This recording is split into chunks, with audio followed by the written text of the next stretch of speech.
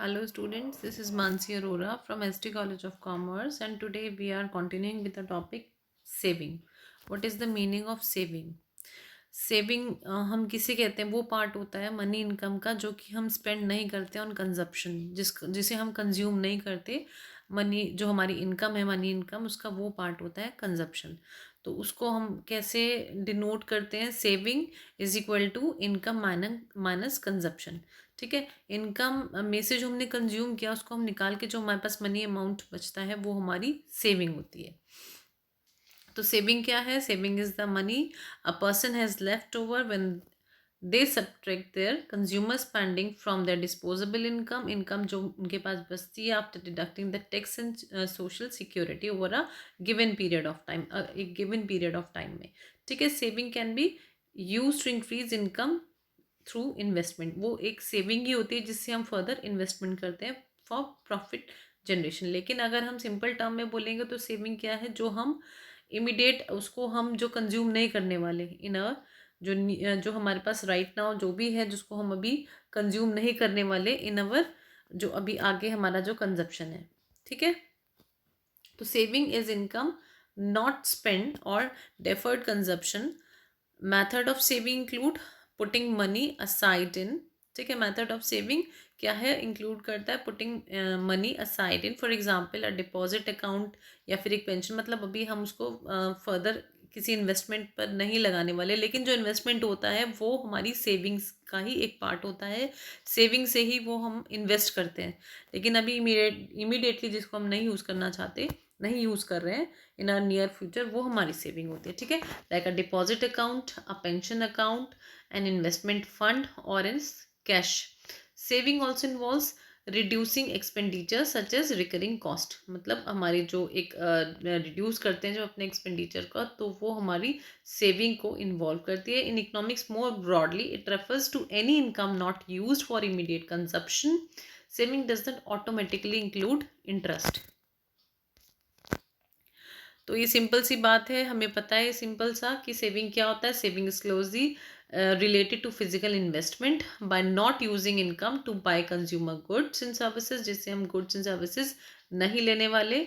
ठीक है, it is possible for resources to instead be invested by being used to produce fixed capital such as factories and machinery. Saving can therefore be vital to increase the amount of fixed capital available which contribute to economic growth। ठीक है, हम production जिससे जिससे किसी भी तरह की economic growth होती है, हम अपनी फिजिकल इन्वेस्टमेंट में एक उसका पार्ट है।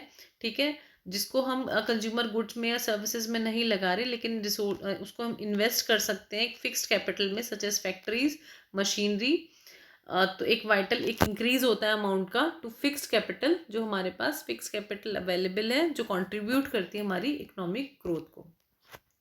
सेविंग कैसे क्रिएट होती है? By individual. Saving are created by individuals who defer their present consumption by curtailing their expenditure on consumer goods, but the saving by individual depends more और less upon किस चीज़ पे? Mainly तीन चीज़ों पे वो जो है मेनली डिपेंड करती है। एक तो एबिलिटी टू सेव, एबिलिटी है सेव की पावर करने की है टू सेव, विलिंगनेस और desire to save and opportunity to save. अब कौन कौन से फैक्टर्स होते हैं? What are the factors affecting saving? क्या क्या फैक्टर्स हैं जो अफेक्ट करते हैं किसी भी सेविंग को? एक तो इंटरेस्ट रेट, जितना मोर अट्रैक्टिव हाई आरओआई होगा उतना ज़्यादा वो उस चीज़ को अट्रैक्ट बनाएगा, सेविंग को मोर एंड मोर अट्रैक्ट बनाएगा। ठीक है, तो higher interest rate makes saving more attractive. Rising income enables higher saving. Simple सी बात है, इनकम ज़्यादा होगी तो सेविंग भी इंक्रीज होगी। ठीक है, people on very low income can not afford the luxury of saving. Next आता है हमारा इनकम इकोनॉमिक ग्रोथ। देखो, इकोनॉमिक ग्रोथ होगी, हाई ग्रोथ होगी, high growth and high consumer confidence. जो एक हाई कंज्यूमर कॉन्फिडेंस होगा इंकरेज करेगा रिलेटिवली हायर स्पेंडिंग को। हायर स्पेंडिंग कहीं ना कहीं उससे रिलेट करेगा। ठीक है, and a fall in the saving ratio, वो फॉल करेगी हमारी सेविंग रेशो को। द एज ऑफ इंडिविजुअल्स, हमारा जो कंज्यूमर्स हैं, जो हमारे इंडिविजुअल्स हैं, उनकी एज क्या है? People in their 40s and 50s tend to save for their retirement. ठीक है, 40s 50s में होंगे तो रिटायरमेंट के लिए। Old people run savings down. तो डिफरेंट डिफरेंट जो एक स्लैब है जो हमारे एज ग्रुप के अकॉर्डिंग वो रिलेट होते हैं हमारी सेविंग के लिए इस तरह, ठीक है। अब नेक्स्ट है कल्चरल ट्रेंड्स। किसी किसी का कहीं कल्चर में क्या होता है कि सेविंग को एक बहुत इसेंशियल पार्ट माना जाता है, मतलब टू सेव, कुछ ना कुछ सेविंग्स होना एक इसेंशियल पार्ट माना जाता है लाइफ का, और कहीं पे ऐसा कुछ नहीं होता, स्पेंडिंग एंड बोरिंग्स एक पार्ट होता है लाइफ का, ठीक है। Some cultures have stronger saving culture, other pursue higher spending and borrowing, ठीक है। डिफरेंट डिफरेंट कल्चर में डिफरेंट ट्रेंड्स होते हैं। नेक्स्ट है हमारा wealth. Rising house prices increase household wealth. Rising जो हाउस प्राइसेस होता है increase household wealth and diminish the need to save in other forms. जितना प्राइसेस हाई होता है, हमारी जो हाउसेस का, हमारी जो प्रॉपर्टीज़ का जितना हाई होता है, उतना क्या होता है, उसके अंदर सब इन्वेस्ट करने की कोशिश करते हैं, और वो कहीं ना कहीं जो अदर फॉर्म्स है सेविंग को उसको डिमिनिश करती है वो चीज़, इन्फ्लेशन। जब हमारे प्राइसेस हाई होंगे, ठीक है, परचेजिंग पावर हमारी लो हो जाएगी, जब कैश की वैल्यू डाउन हो जाएगी, तो हाई इन्फ्लेशन डिस्करेज करेगा हमारी कैश सेविंग को, ठीक है। जब कैश सेविंग सेविंग को डिस्करेज करेगा, but encourage the purchase of fixed assets. लेकिन जब प्राइसेस जो हमें दिखेगा कि जो हमारी अगर हम फिक्स्ड एसेट्स में उस चीज़ को लगाएंगे तो वो जल्दी से उसकी जो वैल्यू है वो हमें मोर एंड मोर मिलेगी, हमें प्रॉफिट ज़्यादा अर्न होगा, तो उस वजह से हम वहाँ पे उस चीज़ को इनकरेज करेगी ये चीज़, ठीक है। अब रीजंस क्या है, what are the reasons for low rate of saving. Reasons क्या क्या है, important reasons for lower rate of जो हमारी सेविंग्स है उसकी क्या क्या है। लो सेविंग एबिलिटी, पहले तो एबिलिटी नहीं है हमारे पास, हम विलिंगनेस ही नहीं है टू सेव, ठीक है, तो ये हमारी लो सेविंग एबिलिटी हुई। हैबिट ऑफ होर्डिंग, मतलब मोर एंड मोर जो हमारी फ्यूचर नियर फ्यूचर के लिए हम रिसोर्सेज को रखते हैं, मतलब उनकी डंपिंग करते हैं, वो एक हैबिट जो होर्डिंग की है, वो एक जो कॉज होता है इसका। इन्फ्लेशन एक बहुत बड़ा कॉज है, ठीक है।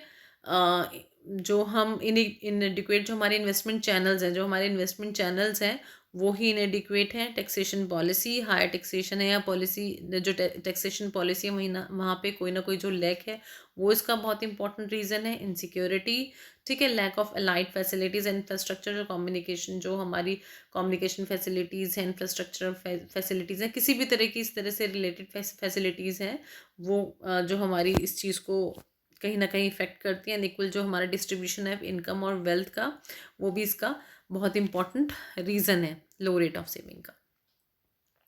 तो फर्स्ट आता है हमारा low level of national income. National income तो ये तो रूट कॉज हुआ हमारा लो लेवल ऑफ, जब नेशनल इनकम ही पर कैपिटा इनकम ही कम होगी तो हमारी सेविंग भी ऑटोमेटिकली कम होगी।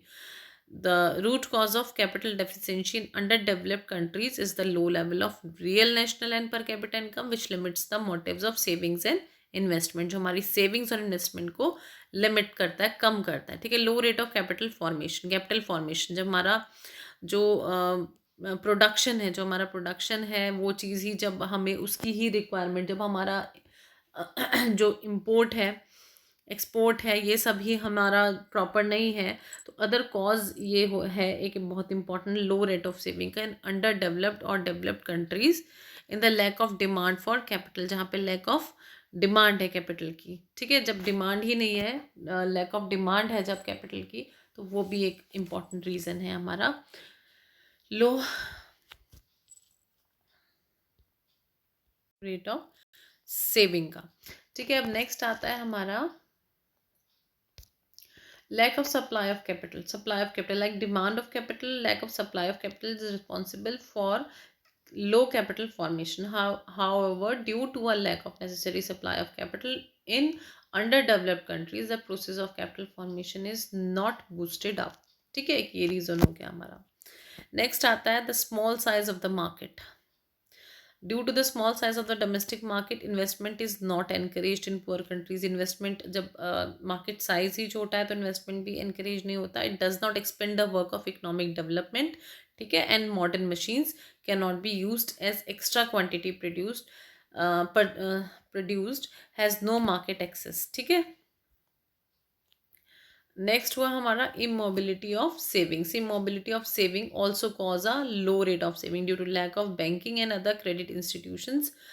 Poor countries have limited financial activities कम होंगी जब हमारी इमोबिलिटी है सेविंग की, तो वो चीज़ कहीं ना कहीं किस वजह से है कि हमारी लो रेट होती है, आरओआई कम है, रेट ऑफ इंटरेस्ट इस चीज़ पर मैटर करता है, लैक ऑफ बैंकिंग फैसिलिटीज़, जो हमारे क्रेडिट इंस्टीट्यूशंस हैं वो सब, ये जो सारी चीज़ें हैं जो डेवलपिंग कंट्री में अकर होती हैं, वो भी एक रीज़न है लो रेट ऑफ सेविंग का.